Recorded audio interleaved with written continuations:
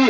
সমৰ্থক আছে কৰ্মী আছে ঘৰে ঘৰে আমাৰ আই মাতৃসকলক বেলট পেপাৰটো কেনেকে ভাজ কৰিব ঘৰে ঘৰে গৈ পেলাই বেলট পেপাৰ ভাজ কৰাটো ভোট দিয়াৰ পদ্ধতিটো আপোনালোকে শিকাই দিব বুলি দলীয় কৰ্মীসকলক আহ্বান জনালো অনুৰোধ কৰিলো লগতে আমাৰ 6 নম্বৰ দলেশ্বৰ গাঁও পঞ্চায়তৰ কাউন্সিলর পদের মনোনীত প্রার্থী মাসুমা আক্তার আমার কাফি এবং মাসুমা আক্তার কেউ আমার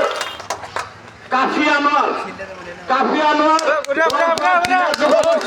প্রেসিডেন্ট কেউ কোন বেতন না এটা তামুল পর্যন্ত দলের নেতৃত্ব করা নাই গুয়াহাটির পরে আমার কেন্দ্রীয়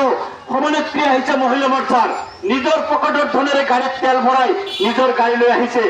এটা টকা পর্যন্ত আমার ক্যান্ডিডেটে কোনো নেতার কারণে বিয়ার করব লগা হওয়া নাই টিকট আনিবলৈ টকা দিব লগা হওয়া নাই কিন্তু আপোনালোকে পেপার পত্রিকায় মিডিয়াত পাইছে কংগ্রেসের টিকট 25 পৰা 35 লাখ টকা খৰচ কৰি পেলাই টিকট কিনে আনিব লাগিছে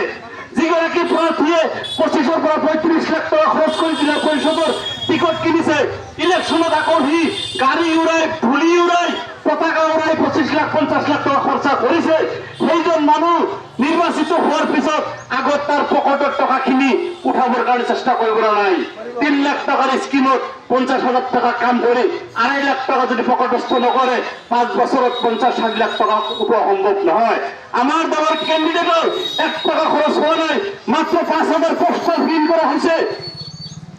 মাত্র সম্মানীয় সভাপতি মহোদয় ইয়াত উপস্থিত আমার কেন্দ্রীয় সম্পাদক ডাঙৰীয়া ইয়াত উপস্থিত থকা আমাৰ মহিলা মৰ্চাৰ কেন্দ্ৰীয় সাধাৰণ সম্পাদিকা প্ৰশাসনিক আপোনালোকৰে নিজৰ ছোৱালীৰ নিচিনা গতিকে আমি খুব আশাবাদী হৈছোঁ বিশেষকৈ আমাৰ অঞ্চলৰ ছোৱালীসকল বা মহিলাসকল বিশেষকৈ ৰাজনৈতিক প্ৰেক্ষাপটত আহিব নিবিচাৰে কিন্তু এইদিনা আমি যিটো দেখিছোঁ যে আমাৰ নেতা হজৰত মৌলানা বদৰুদ্দিন আজমল আল কাছিমি চাহাবৰ নেতৃত্বত এই দলত বিশেষভাৱে আমাৰ যিকোনো অঞ্চলত যিকোনো জিলাত কওক সমষ্টিত কওক ইমান বেছি মহিলাসকল আগুৱাই আহিছে যাৰ বাবে আমি খুব অভিভূত হৈছোঁ গৌৰৱ অনুভৱ কৰিছোঁ আৰু সেইবাবে আমি সমৰ্থন দিয়াৰ কাৰণে আমি প্ৰত্যেকটো অঞ্চলে প্ৰত্যেকটো সমষ্টিত আমি গৈ আছোঁ যি নহওক বিগত সময়ছোৱাত আপোনালোকে দেখিছে ইতিমধ্যে আমাৰ কেন্দ্ৰীয় সম্পাদক ডাঙৰীয়া বিশালভাৱে ভালকৈ বিবৃতি কৰি পিনে আপোনালোকে কথাবোৰ কৈছে আমাৰ নেতা হজৰত মৌলানা বদৰুদ্দিন আজমল আল কাছিমি চাহাবে 2005 চনত এটা বিশেষ আশা লৈ তেখেতে এই দলৰ জন্ম দিছিলে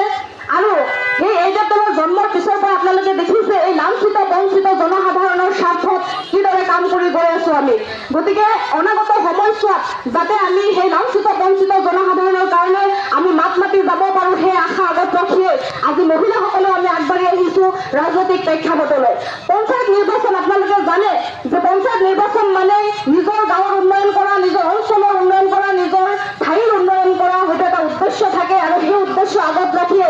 আজি শাহিনা আহমেদ আৰু মাসুমা আক্তাৰ ডাঙৰীয়ানী তেওঁলোকে আগুৱাই আহিছে তেওঁলোকৰ উদ্দেশ্য এটাই তেওঁলোকে এটা সপোন দেখিছে এটা আশা দেখিছে নিজৰ অঞ্চলৰ উন্নয়নৰ স্বাৰ্থত তেওঁলোকে নিজৰ অঞ্চল কেনেদৰে আগুৱাই লৈ যাব পাৰে কাৰণ নিজৰ ঠাই নিজৰ অঞ্চল উন্নয়ন হ'লেহে নিজৰ ৰাজ্যখন উন্নয়ন হ'ব নিজৰ দেশখন উন্নয়ন হ'ব গতিকে অসমৰ সৰ্বাংগীন উন্নয়নৰ ক্ষেত্ৰত তেখেতলোকৰ ভূমিকা যথেষ্ট থাকিব গতিকে মই আশা কৰোঁ যে আপোনালোকে বিপুল ভোট প্ৰদান কৰি তেখেতলোকক জয়যুক্ত কৰিব তেখেতলোকক আগুৱাই লৈ যাব তেখেতলোকৰ সপোন মানে তেখেতলোকৰ সপোন নহয় আপোনালোকৰ সপোন আপোনালোকৰ আশা আপোনালোকে দেখিছে যে বিগত সময়ছোৱাত যেতিয়া ডি ভোটাৰ এনআৰচিৰ সমস্যা হৈছিলে যেতিয়া ডি ভোটাৰৰ সমস্যাৰ ভুক্তভোগী হৈ আমাৰ মহিলাসকলে কোৰ্টৰ দুৱাৰে দুৱাৰে আছে মিটিংটো কেনেকুৱা লাগিছে বহুত ভাল লাগিছে বক্তব্যটো ভাল লাগিছে নে নাই